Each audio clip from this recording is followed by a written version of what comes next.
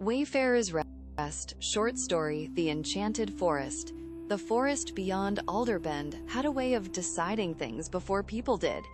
That evening, it decided Mara needed to walk. She hadn't planned to leave the inn. The hearth was steady, the plants had just been watered, and Cricket had already settled into his favorite, I am absolutely not moving, position near the window. But the air shifted. Not louder, not darker, just expectant. Mara paused mid-step, a cloth still in her hand. "That," she said slowly, "is the forest being suspicious." Cricket lifted his head. His frill flicked once, twice, interested, not alarmed. Then he hopped down, tail already swaying toward the door. "Ah," Mara sighed, "so we're going, are we?" The inn, traitor that it was, eased the latch before she even reached it. "Fine," she muttered. "But if I get eaten by something symbolic, I expect a very apologetic draft later." The path into the woods was soft with moss and memory. Twilight stretched long between the trees, catching in the branches like threads of gold. The deeper they went, the quieter it became, not empty, but listening. Cricket moved ahead, precise and certain. "You know where we're going," Mara said. He chirped once, which she had come to understand as obviously. "Of course you do," she said. "Why would I get to be the informed one?" The trees grew older as they walked, broader, closer together. Their bark carried faint patterns, like scars that had learned to glow instead of ache. Mara felt something in her chest loosen, and then tighten. "That's new," she murmured. Cricket slowed, glancing back at her, not worried. "Just checking." "I'm fine," she said automatically. The forest did not argue. It simply led them onward. They found it in a clearing that hadn't been there before, or perhaps had always been there, waiting for the right version of them to arrive. At its center stood a tree unlike the others, its trunk split and curved, branches arching inward, weaving together into a perfect circle. A doorway, not carved, not built, grown. The branches shimmered faintly, leaves catching light that didn't seem to come from anywhere. The space within the circle wasn't empty, it was deeper, like looking through water or memory. Mara stopped at the edge of the clearing. "No," she said softly. "No, we are not just walking into that." Cricket walked directly toward it. "Absolutely not, Cricket." He stopped just before the arch and looked back at her. "Waiting," Mara exhaled slowly, pressing a hand to her chest. "This feels like a decision," she said. The forest, as usual, offered no commentary. She stepped closer. The air around the arch was warm, not hot, just the kind of warmth that didn't ask anything of you, that didn't demand you prove you deserved it.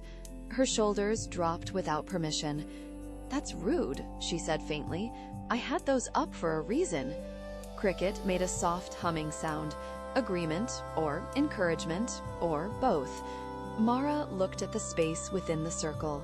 It wasn't dark, it wasn't bright. It was quiet. The kind of quiet that didn't feel like absence, but like room. She swallowed. "Fine," she whispered. "But if this turns into a metaphor, I reserve the right to complain." Then she stepped through. The world shifted. Not with a flash, not with a jolt, just gently, like a breath finishing. On the other side, the forest remained, but softened. The edges of things blurred slightly, as though everything had been sanded down just enough to stop hurting when you touched it. The air smelled like rain that had already passed. Cricket moved forward, slower now. Mara followed. "What is this?" she asked. The answer came not in words, but in sensation. The ground beneath her feet felt steady, not demanding balance, not testing her.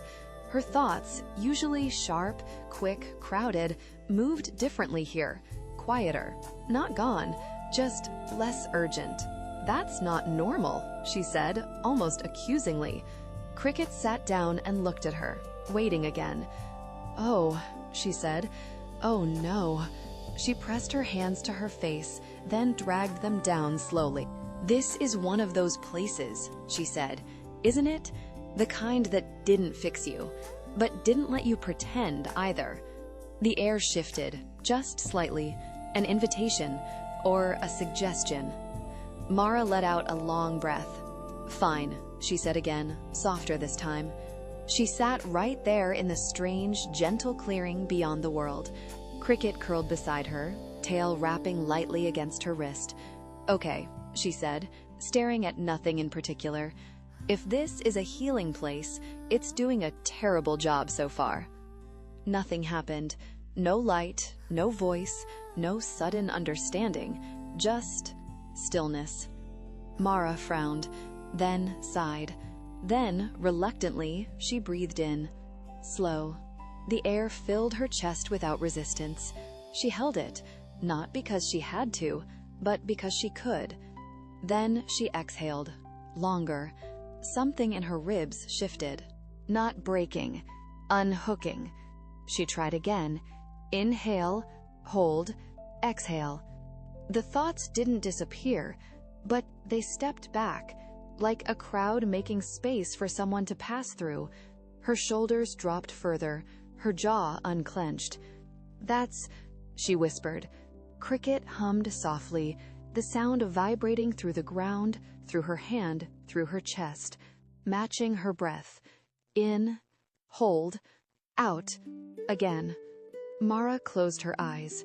For a moment, just one, there was no past pulling at her, no future demanding she prepare. Just breath, just body, just here. Her voice, when it came, was quieter. "I've been carrying things," she said. The forest did not answer, but it listened. "And some of them," she exhaled slowly, "aren't mine anymore."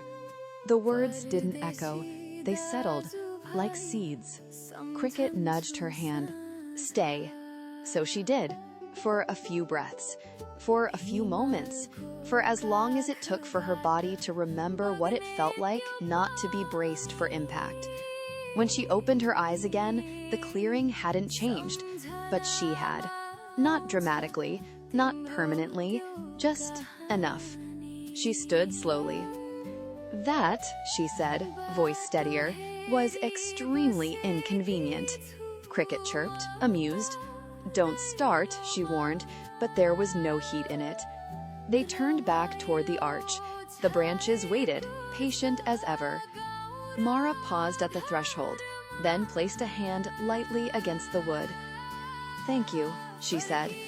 The tree did not reply, but the leaves rustled just once. When they stepped back into the original forest, the world felt sharper again, but not harsher, just real. The path home unfolded easily beneath their feet. The inn's lights were already visible through the trees, warm and steady. Mara exhaled. Not heavy, not tight, just a breath. Cricket trotted ahead, satisfied. "Don't get used to that," she called after him. "I am not making a habit of walking into mysterious, emotional doorways." He didn't look back. He didn't need to. The inn door opened before they reached it. Inside, the hearth glowed, the plants waited, the space held. Mara stepped in, pausing just long enough to press her hand briefly to the doorframe. "I'm back," she murmured. The house warmed around her, and somewhere, deep in the forest beyond Alder Bend, the branches of a certain tree shifted, just slightly, ready, when needed, to become a doorway again.